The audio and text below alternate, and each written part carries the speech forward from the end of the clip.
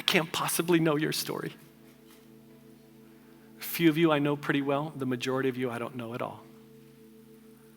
But God knows your story. And God did not take a snapshot of your worst moment and define you by that one moment. There's this great story in the Bible about the prodigal son. And he leaves home because he wants his inheritance early, and he kind of throws away his inheritance and he spends it all on wine and women and song, and he gets to the end of his rope, so to speak, and the scripture says he's feeding pigs. Isn't that interesting?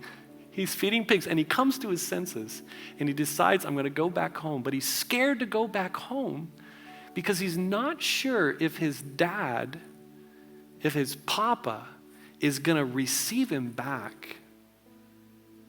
But he gets up the courage, and the scripture tells the story from the father's perspective. The father has been sitting out on the front porch. He doesn't live in California. He lives in like Kansas or something. And he's just watching over the horizon for his son to come back. And the story is so good because the father, who represents God in the story, is always waiting for you to come back. And he's not waiting for you to come back so he can judge you.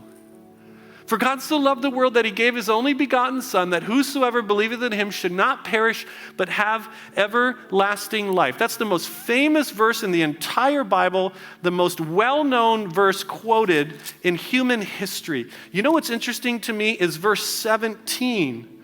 Verse 17 of John chapter 3 says this, for God did not send his Son into the world to condemn the world, but to save the world through him.